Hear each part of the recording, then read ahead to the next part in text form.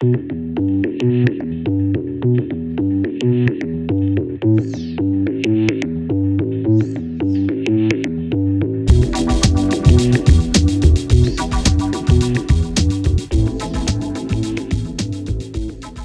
it going?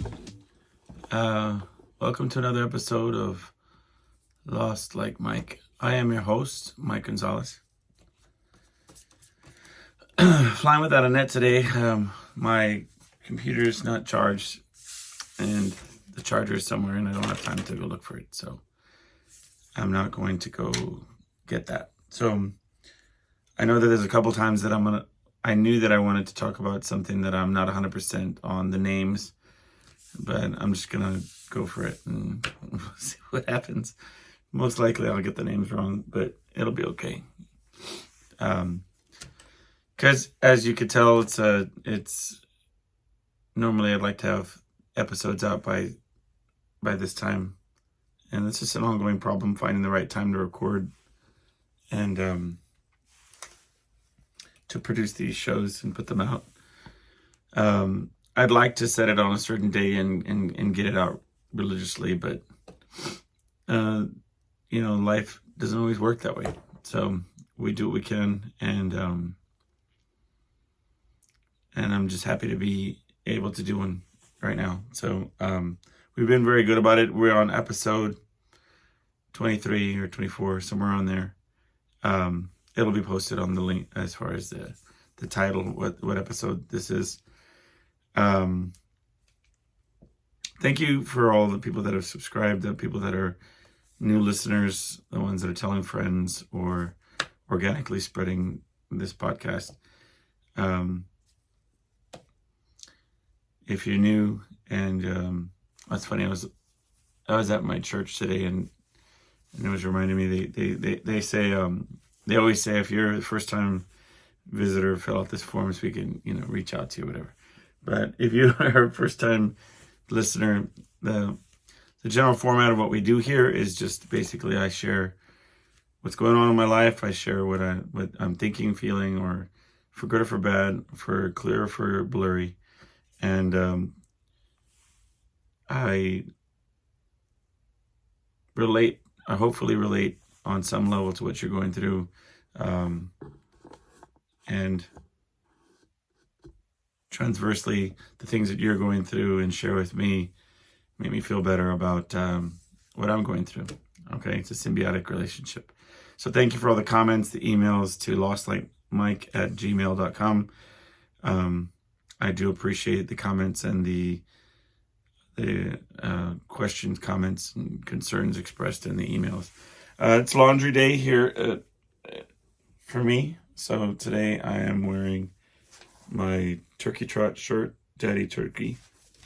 If you're watching on YouTube, it looks like a sunflower from what is in frame. So I just wanted to show that it's in fact a turkey.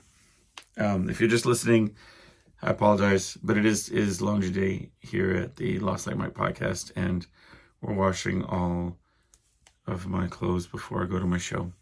A lot's happened this week. It's been an interesting week. I want to dive right in and talk about some things and get your thoughts on some things. And so without further ado, let's just jump right in. The show is often random and often without format or any sort of, I should say not format, but just any planned itinerary. I jot down some notes of things I want to talk about,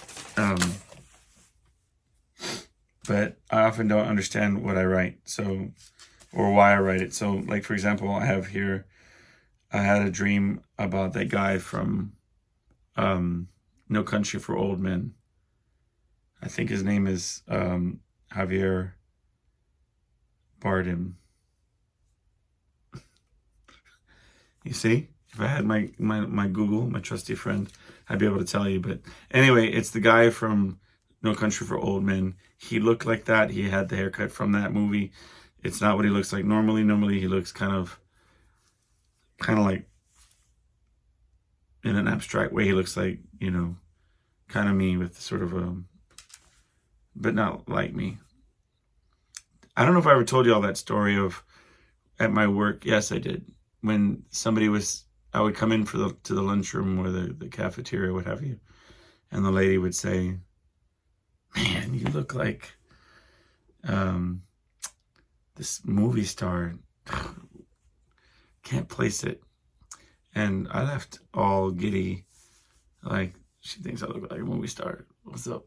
Like, and came back. She's like, "I'll talk. If I see you, the next time I see you, I'll tell you."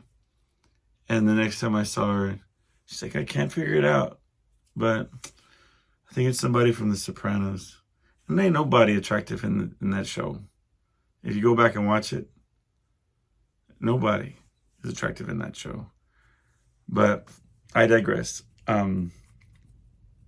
Anyway, but it was very, like, the only thing I remember from the dream was that he was holding this paper and he was saying, like, okay, first of all, I'm not going to do an effective impression of him or anybody, but it sounded kind of like he was just like, "Oh, this is ridiculous." Like, he was like, "Oh, this is stupid." And he was saying, because he said, and it was like this large number, like it was like $500,000 for insurance. So random. It was very random, but he was very serious, and he was like, "This is ridiculous. Like, why should we paying this much for insurance?" And then I was like, "Well, the lamest dreams like ever. I don't even know why." Some people say that profound things come in your dreams, these messages from your subconscious trying to let you know about that you're mystically on the right path and you're in your journey through the cosmos and they have these sort of, and I think it was, and Freud, sometimes a cigar is just a cigar, but I like to have some level of, you look at a dream and you want to see some symbolism in there. You want to see some sort of hidden meaning. But I really don't, I don't know, maybe somebody can comment on it. Maybe there's a level that I'm just not seeing. It's not even open enrollment time for insurance, so I don't get it. But he was just like, "This is ridiculous. It was 400 something for insurance." Just all mad. And I was like, "Hey man, shit, you're dangerous." I don't know. But yeah, so if y'all can riddle me that, what you think that dream is about. I've been having very lucid dreams, but then I forget them in the morning. Like I'll be in them thinking, "Wow, this is crazy stuff happening," but then I won't remember, any sort of plot or storyline or anything. I'll just remember, like in this case, just a quick image. I was at H-E-B, a grocery store here, and which incidentally, I know it's probably BS, but you ever look at the stats of I don't know, right? Like everybody has a show. I'm sure everybody has podcasts these days, but if you ever look at the analytics of where your show is playing and who's downloading it and who's, enjoying it, and you get these stats, like where you're being played, or like somebody's listening to it in another country. It's so strange for me to think that anybody, I always talk about how I pretend like nobody's listening, or like, just a friend of mine's listening, or, but then it says, somebody from, I think they mentioned Canada, India, stuff like that. And so,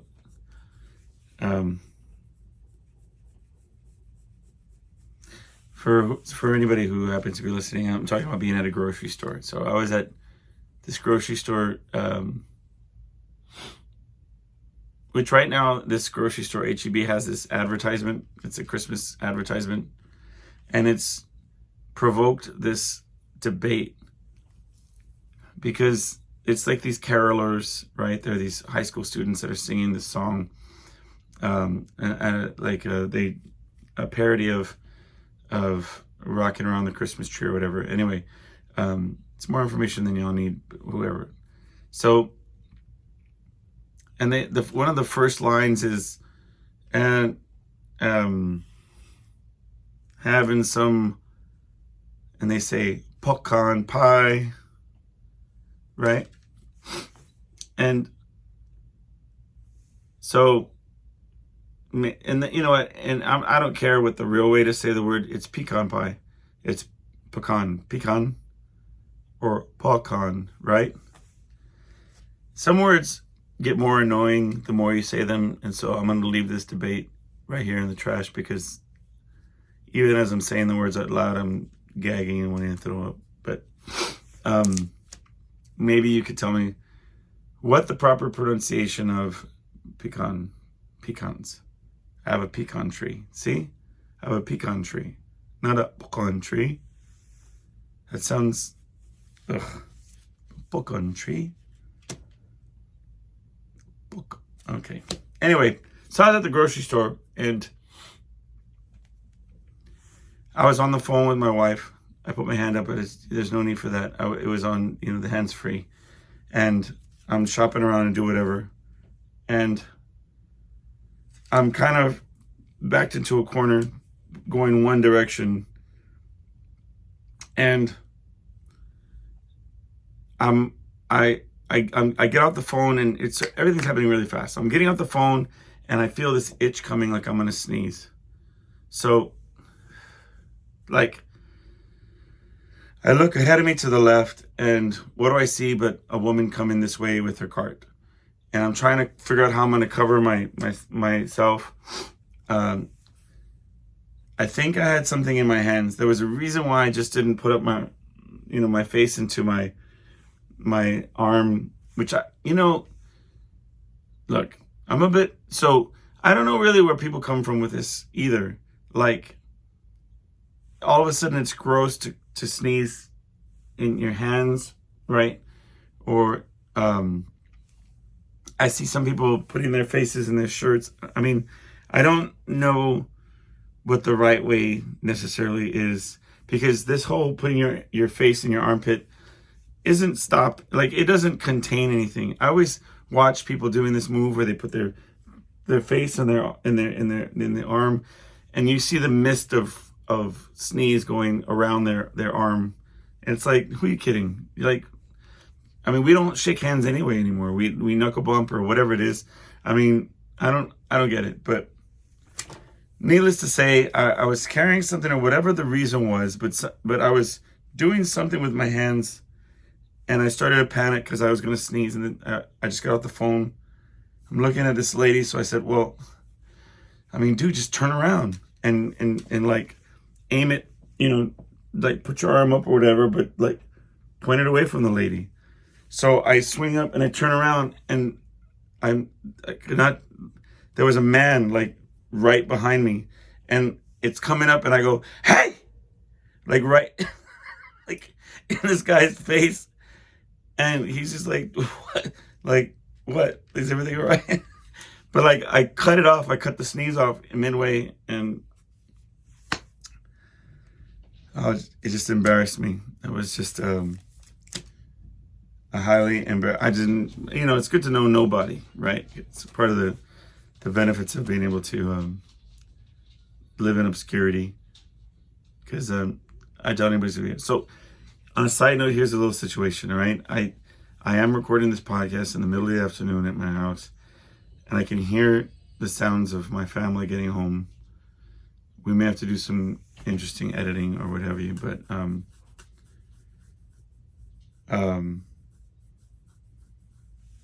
just in case there's some starts and stops, I'll give you a little warning ahead of time.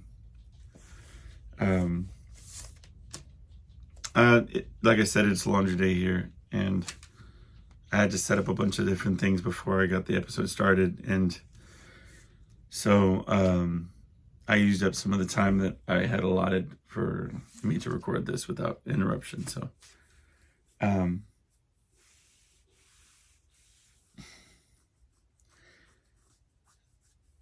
I did laundry. I mean, not laundry. I did the lawn yesterday. You know, I was talking to my mom about it because I'm always working or doing something, but I have a little downtime, and what you have to do is you have to cram everything that the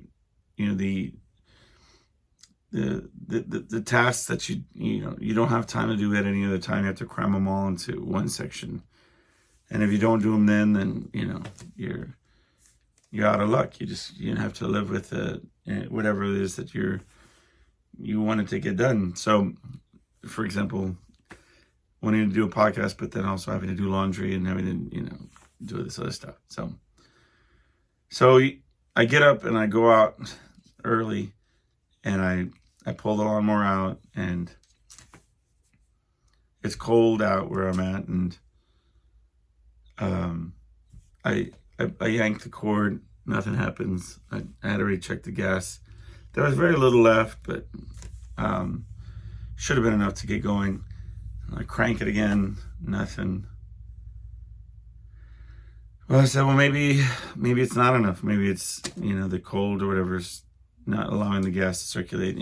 Listen, I'm not savvy on all the different things, which I'll talk about in a minute. But so I said, no, we got to get this done. So I took the gas can, went to the gas station. I told my wife, I said, listen, if I can't get it going, then I guess I'm just gonna have to relax and not do anything, today. I'll just have to, just watch a program, or maybe play a video game or some guitar and just hang out, I guess. So I went to the gas station the whole time, prayed, come on, don't work. But, so I got back, filled up the gas, and then I'm like, I crank it and nothing. There's an interesting phenomenon when it comes to things. I've sort of built a life where sometimes in my mind I play this role of inept, unable to be mechanically inclined or to be tech savvy or whatever. I've convinced myself of certain things to a certain extent. And I don't know if people do that. It must be true, but because I do it. And so, it seems logical to think that, but sometimes I do that, So I look at the lawnmower and throw up my hands and say, well, it's not cranking. So obviously, it's broken. I'll hire somebody to come look at it or whatever. And I'm just going to take it easy today. And then another voice in my head saying, come on, at least, you know how to do these things. You need to get this done. You can't, that more of this is just you not wanting to do the yard. So I started going through this checklist of troubleshooting things that I know to do. And of course, it was clogged. And so I just get down and start unclogging it and, figuring things out. It had been sitting stagnant for a while now because it's longer durations between, having to do the yard. And then it cranked up like nothing. But it got me to thinking about the limitations that I put on myself, or that we put on ourselves. That something's wrong. I guess we just won't do it then, because I don't know how to remedy this or remedy that. And I go through that a lot with different things. Sometimes, more often than not, some technological things. But that's not to say that you don't have gaps in your knowledge. I had what I can only describe as an old man moment when I was Christmas shopping.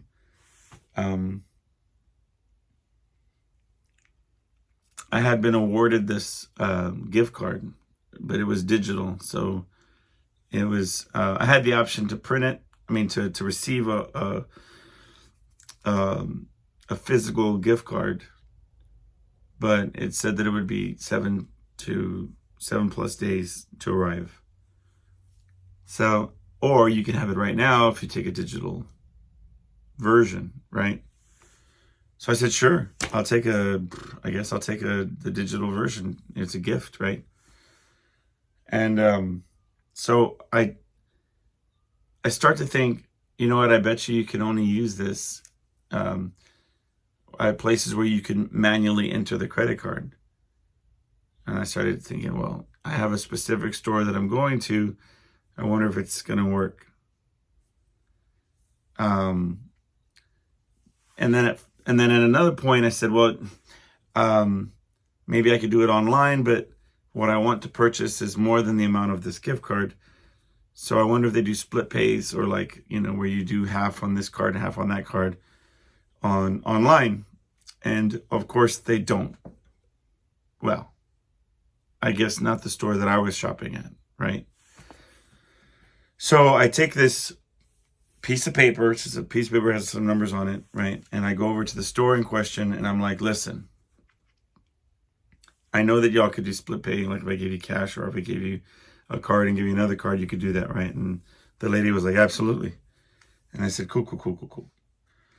Can you do it with this? And I handed her the piece of paper. And she said, nope. We don't do manual entry.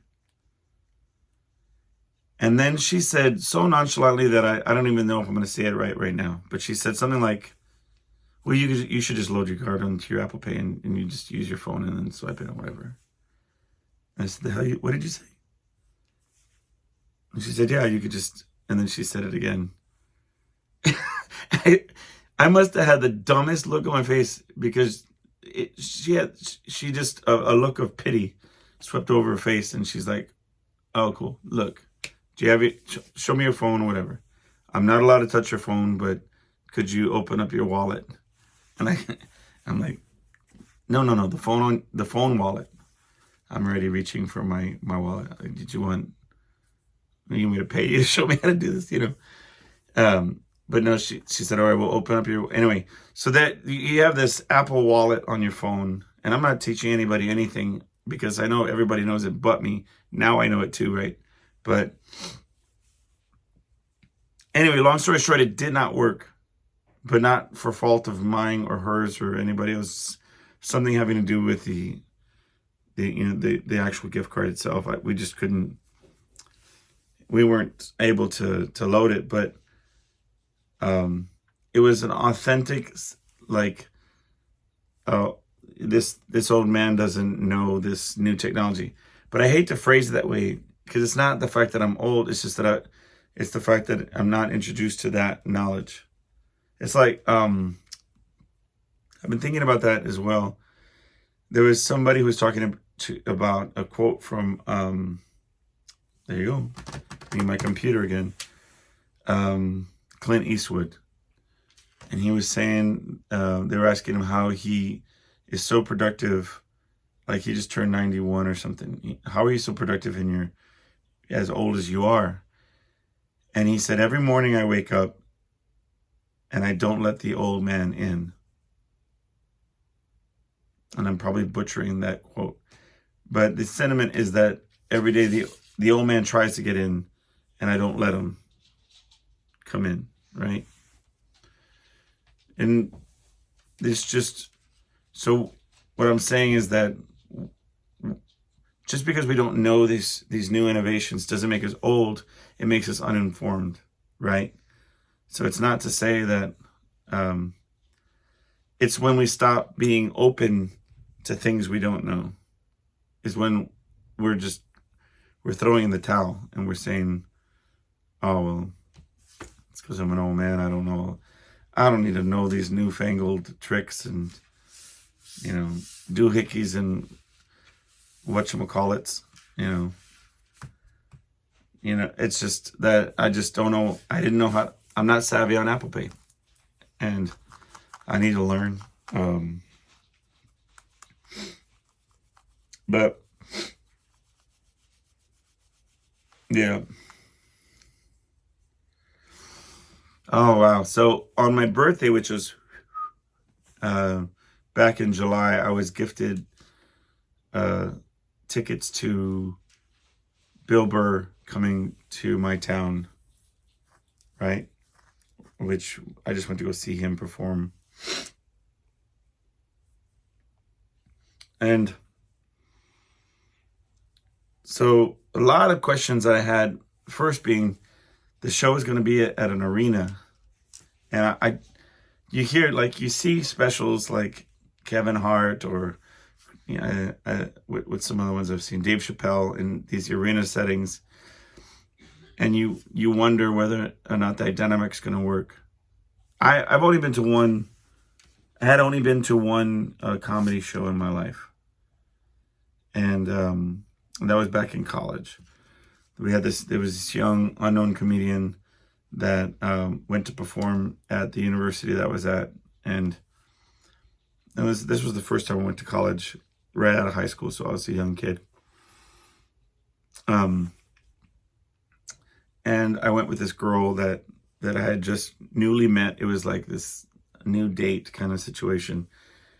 And we went in, and I didn't know what to expect. This guy starts making jokes, and then he starts roasting me before I knew what hit me. And it was like it was kind jabs, right? So it was kind of like tagging me about sitting there with a pretty girl, and, oh, is this your first date? Kind of, oh, look at his face, he's getting all, red. He's, this must be, and, tagging me, trying to make me feel awkward, kind of thing. It was very funny, but it,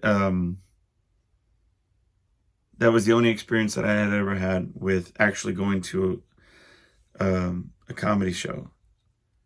But I've listened to a bajillion podcasts for like comedy specials, things like that. And so I had this preconceived notion of what, even particularly with Bill Burr, because he has his own podcast, the Monday Morning Podcast, and the Just Checking In With You Thursday podcast. I don't know, Monday morning, Just Checking In With You Thursday podcast. I don't know how he phrases it, but anyway,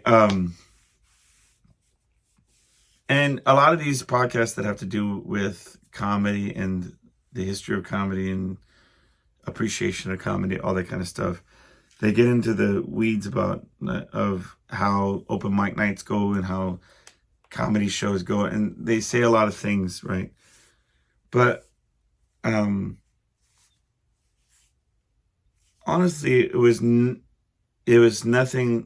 It was quite a surprise. A pleasant one, but it was very different than what I imagined. I'm not naive to think that all of his impromptu jokes were off the cuff, but he was just a true professional. He was sick, first of all. He made fun of himself. He was not feeling well. He was coughing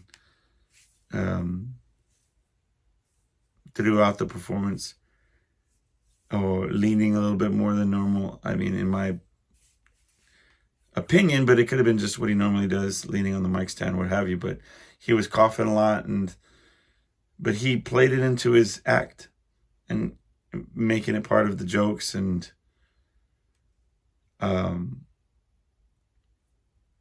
more often than not, he was like, if he wasn't just coming up with it right then, he was very good at portraying it as if he was.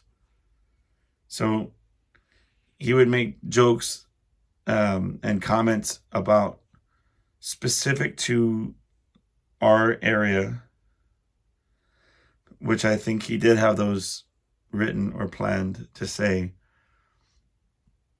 But then when somebody would yell something out, even when he asked them to what their opinion was about something, and then somebody yelled something out, his responses were so specific to the person, so specific to the that you could just tell that it was him being witty and on top of it, and being just authentically funny.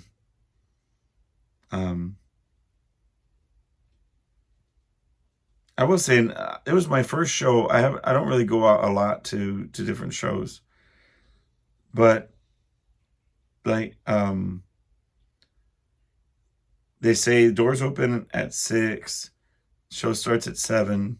I'm telling you, the show didn't start at 7, but people were still trailing in and sitting down 7:30. You know what I mean? Like, just, I mean, it must be code or something. Like, be here at 7. Be here at, no, we start the show at 8. We say it's gonna start at 7, but people who know, you know what I mean? It was very weird. And I don't know, people dress up for this stuff. I mean, I'm just like in jeans and a t-shirt, and I thanked a guy wearing shorts and a hoodie for dressing down and make me feel better, because all these people were dressed all fancy. But it was very impressive. He impressed me with his, he had us laughing from the moment he started, and he delivered the whole way through.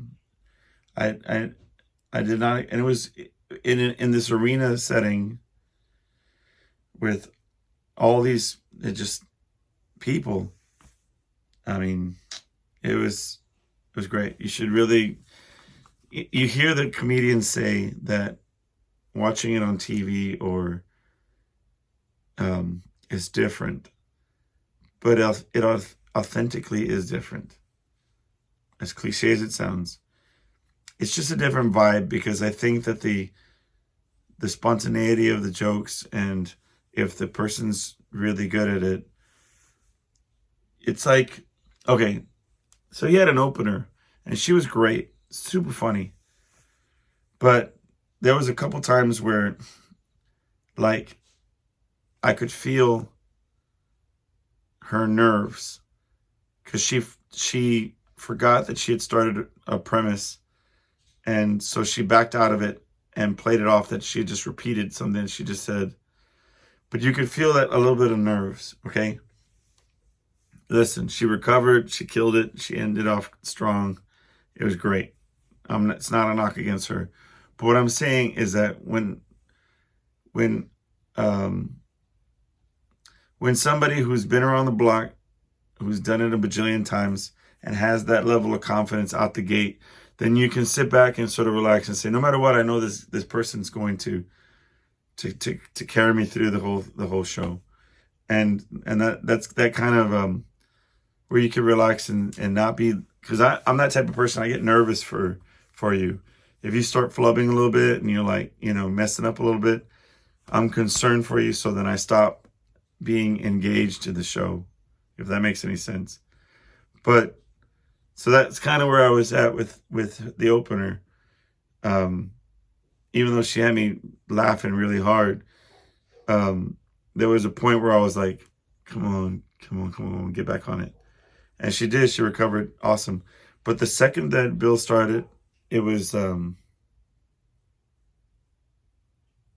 just was able to sit back and be like watching a true professional. Just somebody who, there was never once, how difficult it must be, because they're serving beers from 5 o'clock, 6 o'clock on, and even though they're super expensive, people show up drunk. Hell, I came from a show to go to this, so theoretically I could have been a little inebriated. I wasn't, but I could have been. But no,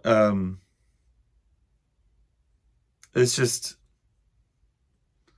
people. I could hear these guys, yelling. The people wanting to yell just to provoke a response. And when it was like a different tone or different pitch when somebody would hit the stage, and he would have to acknowledge it. He would own it, and take control of the situation really fast. I think this one woman yelled something, and in seconds he shut her up and was right back on track. And not in a malicious way. It was just a playful way, and it was just to show, hey, this is my show. You respect it. But it must be so difficult to control the attention of all those people for that duration of time. It was a wonder to observe, and it was cool. I was happy to have been able to experience that. But before the last closer, he's like, I just got one more thing to talk about before I let you go, right? And you see some people get up to start leaving. And my wife's like elbowing me, going, because you have to lock up your phones and put them away. And in order to get them unlocked, you have to stand in line and beep it out, whatever. I just left mine in the car. I'm like, to hell with it. I'm going to be here for an hour and a half. Who cares?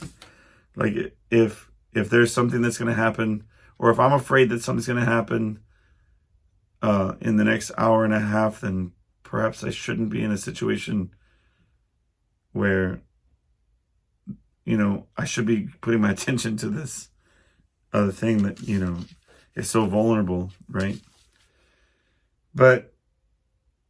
And she mentioned, like, hey, maybe we should go too. And I'm like, that's absurd.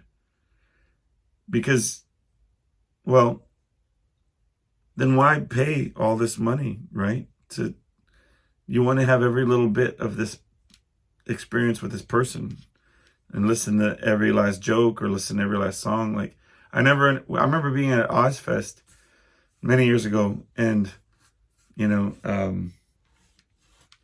how many times are you going to get to see Ozzy, right? I mean, and I remember, like, people being, well, let's go, because the traffic's going to be bad to get out of here. And it's like, then why did we even come? His name is in the name of the festival. Like, what are you talking about? But anyway, we didn't leave, and it was actually good because the closer was funny, and it was all good.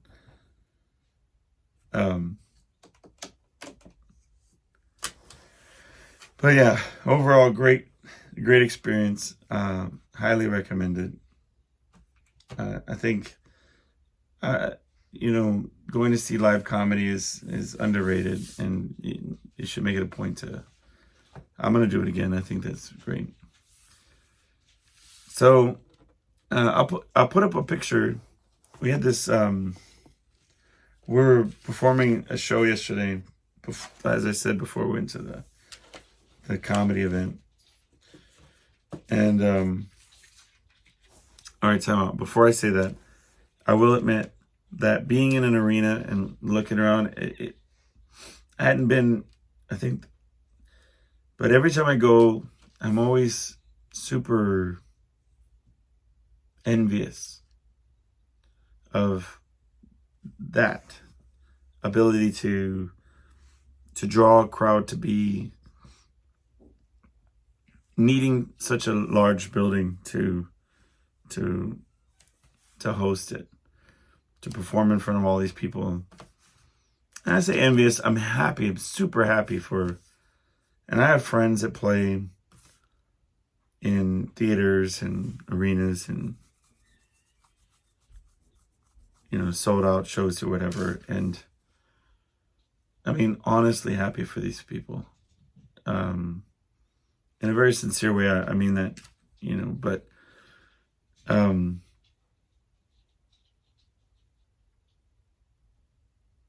I love performing, especially in my own material, but I really enjoy it.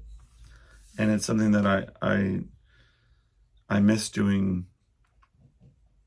We always talk about the difference between doing your songs and other people's, but performing in that capacity is something I do miss. But being at in that type of venue always makes me feel like, man, I would love to do that again. And maybe someday, one can never know. But anyway, back to what I was about to say. So we were playing a show yesterday, and down at the theater close to where we're at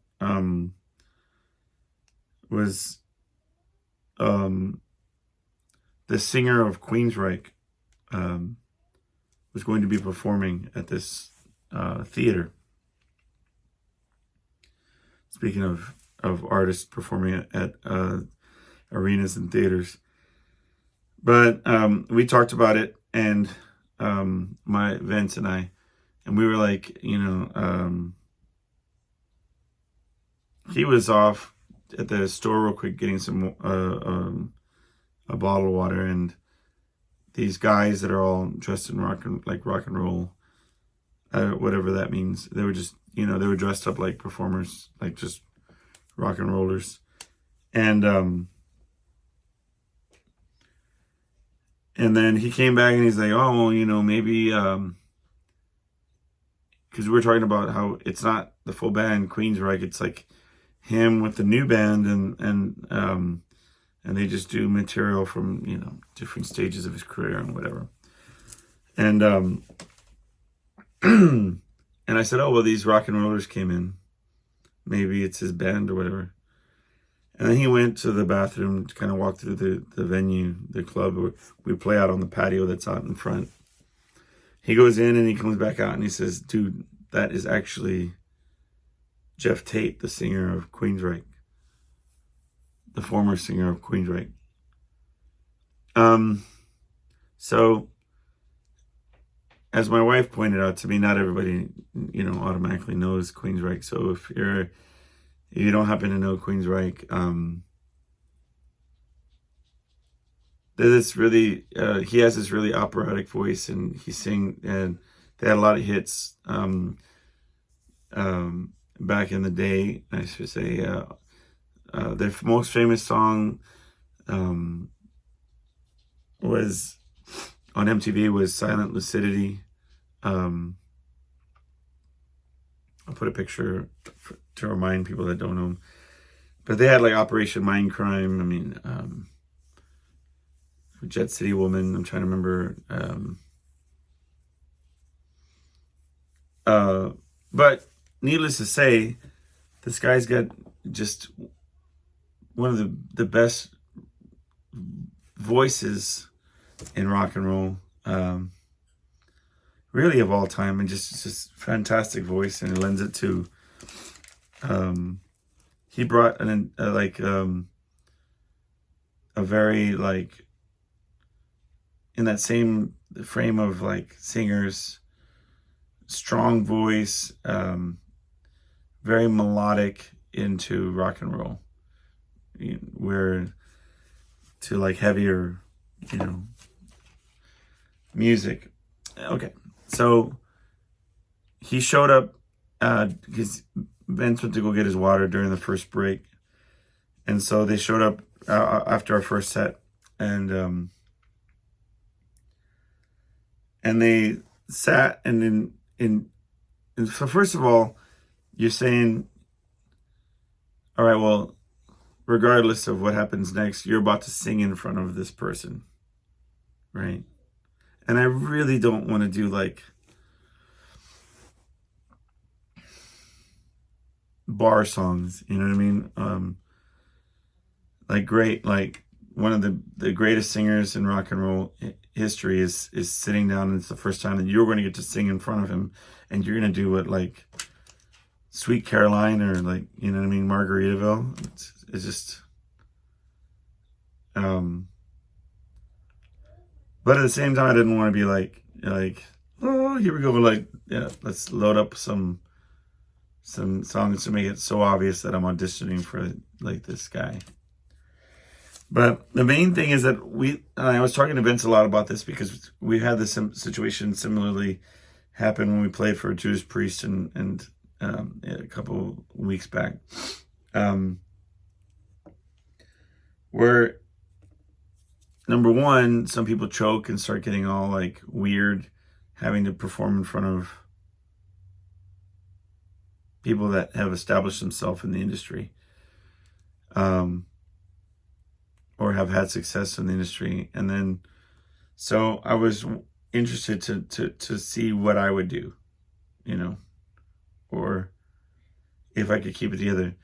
This time more than the others, because it was like guitar players or drummers or different people. But this was like, it's like if Rob Halford had been there last time, then I would have been freaking out. All right. But I was freaking out this time because, and he sat through the whole show, man, like the whole set. And then, but it also brought up how we're not that type of people that feel comfortable going up to people and saying, hey, I know who you are. You want to take a picture or something? You know what I mean? Like, it's just the strangest thing. So cowardly. We were just like, well, we're performing, and if they want to come to us and say hi or whatever, that's cool. But, like, for what reason, we're like, I guess we should just keep singing until, But we were playing a bunch of different songs, and we were like, look, we're going to play one more song and then take a break no matter what. And we were doing Bon Jovi, Dead or Alive, right? And it comes up to the first refrain, the first chorus, and I didn't notice, but they had got up and they were going to leave. They had to get to their show. And I do the line, and I'm wanted, right? And then Jeff Tate, like, sings Richie Sambora's harmony part. If you're familiar with the song Dead or Alive, it goes, I'm wanted, dead or alive, right? But in a clear, like, Jet City Woman, Jeff Tate voice, he sings, wanted. and I look up and I see him with a big smile on his face. Like, it was his nod to saying, like, I hear you, you know what I mean? Like, let's be playful about it. And then I sang a little bit with you. Or if you didn't recognize me before, kind of thing. Hey, I'm a singer. Like, and some musicians are like that. Like, I mean, I'm sure to an extent, he doesn't need my validation or recognizing him. But, I was like, I could hold on to that moment for a good long time. That was a very cool moment. For that same guy that, that I've admired for all my life as a singer, to sing that backup lines, his voice was so strong. He was across the room and I could hear it. Like, I look at Vince, I was like, let him sing the backups real quick. I want to hear him again. He sang the two wanteds and made me feel all good. And I wish I didn't have to do all this, context, because if I said something like, somebody very much in the contemporary or something like, had popped by, then they would, not need no introduction needed. But when I tell you these are iconic, he's an iconic singer, and I don't use that word lightly. He's one of the best voices in rock and roll. You should go back and listen to some Queensryche records. But it was very humbling and a cool moment. Anyway, a lot went on. It's been an interesting week. I'm sure there's a lot of other things that I wanted to talk about, but don't forget to subscribe, to tell a friend, to tell me things that you want, to have conversations about. There is something that I wanted to mention, but I have a history with the subject of suicide that I can't really get into. I've always said that it's a matter of my story is my story to tell, and the parts of my story are mine, and I own them, and I have every right to share them.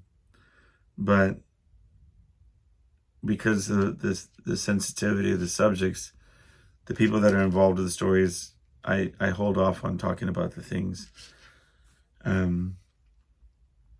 until I have permission, or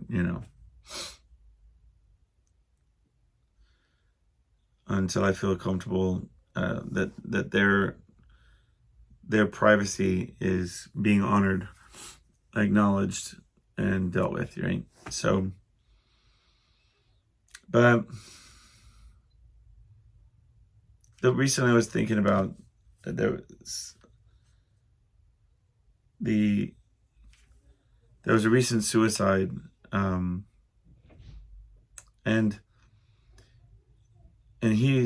was somebody that was so full of positivity and joy, and he would dance, and he brought joy. He had a child, and I think he at least had one child, if I'm not mistaken from the pictures. But yeah, in my mind's eye, I place him being a parent, because it's something that is a deciding factor within myself. Sometimes, but he took his life, and I don't know the details of the circumstances. I don't know what he was going through, but I got to thinking, or talking to a friend about how there's these different people that we find out, or that they took their own lives. Chris Cornell comes to mind, where you think, by all accounts, that their lives are charmed. They've had success in their relative fields.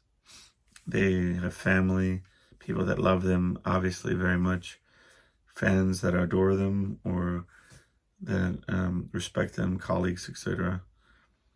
And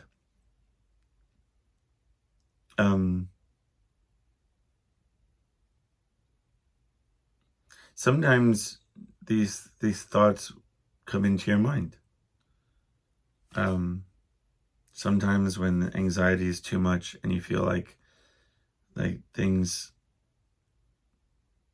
always sort of like, are they going to get worse? Are they going to, will I always be haunted by these feelings? And sometimes you think,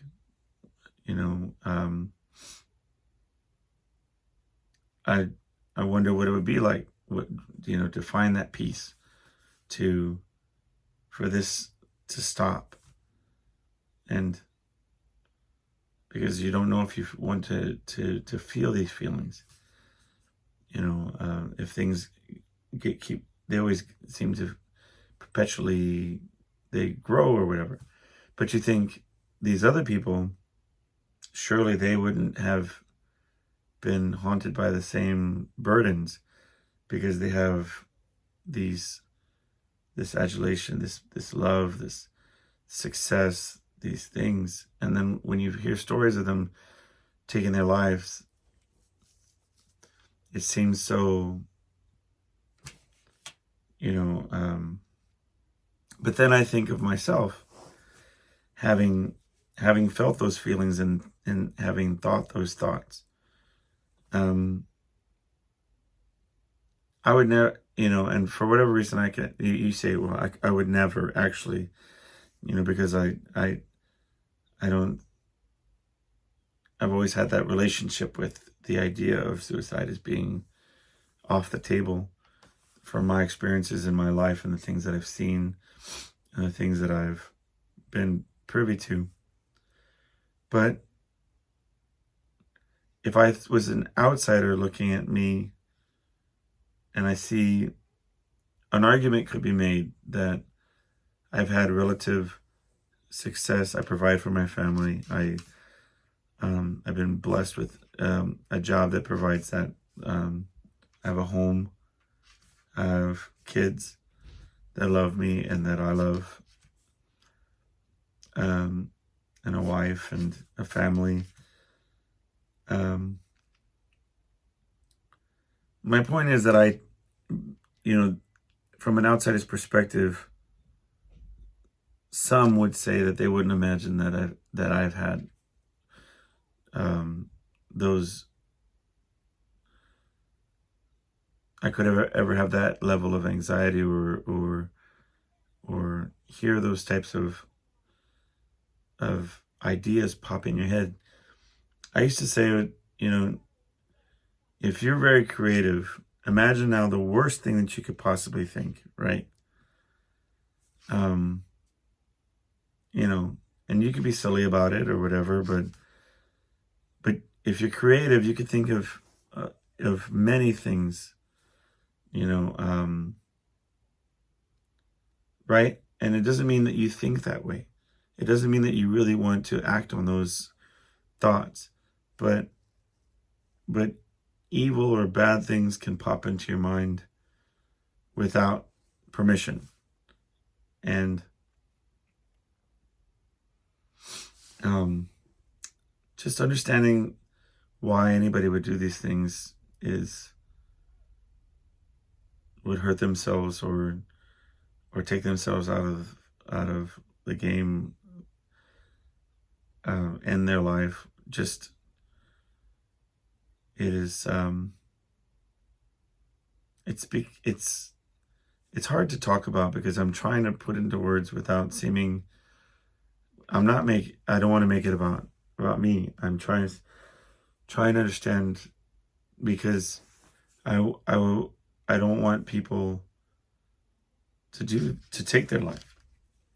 I don't know if it's pharmaceuticals, if there are drugs that are altering their thinking and allowing for these passing thoughts that just pop in your head, like I described, and making them seem more immediate, like in terms of needing action. I don't know. I do know that we live in a time where anxiety and depression and thoughts of futility are rampant, and where it's hard to believe that there's a purpose or reason behind things.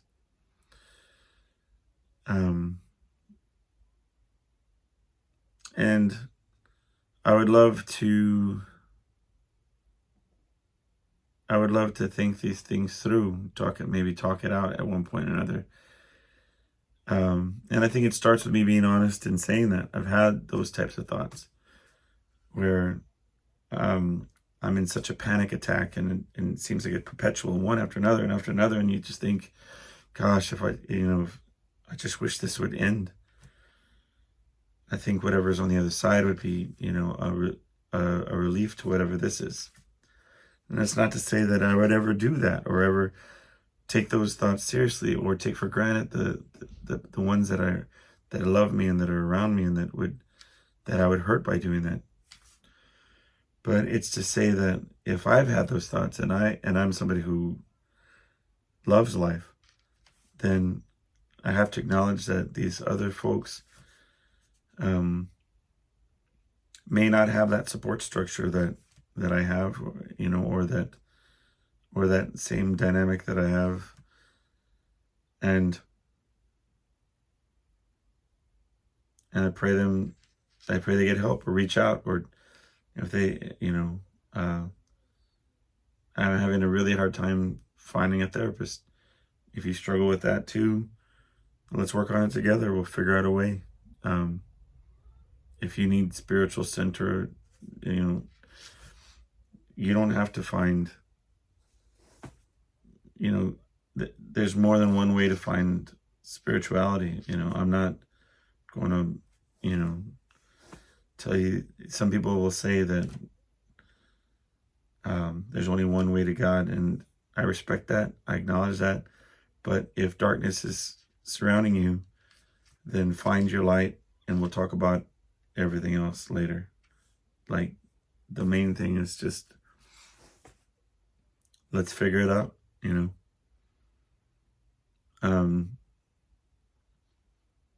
Sometimes I have these shows, and this is the ending. This is what I'm saying. Sometimes I do these shows, and I have to be honest every time I do the show. And some weeks I'm really feeling down or depressed or out of it or disconnected. I deal with trying to figure out whether anything matters, but I want to end the show, no matter how I'm feeling, with a mantra. And just say, go out and find things that make you feel small, and remind you that you're part of something bigger.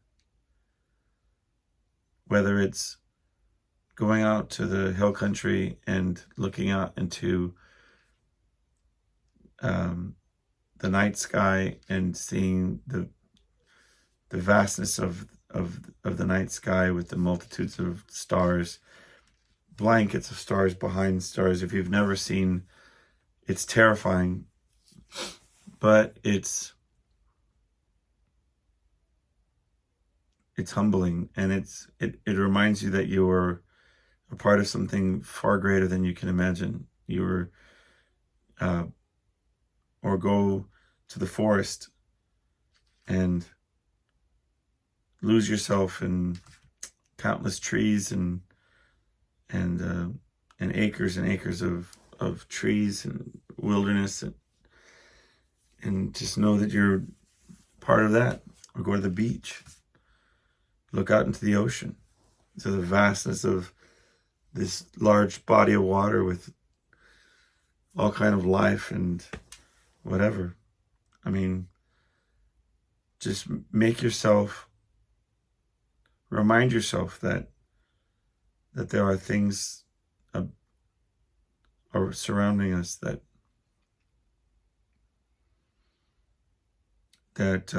we don't know everything. We're a very small component, and our problems are too. There's hope in that somewhere. So that's my mantra, is just there's hope, and find it. No matter how down I get, I want to always remind myself of that. So thank you for listening. Email me at lostlightmike@gmail.com. Let me know if how you're doing, if you need anything, if you're troubled. I'm not a licensed anything, but I will share, and unabashedly share. All right. Take care, everybody.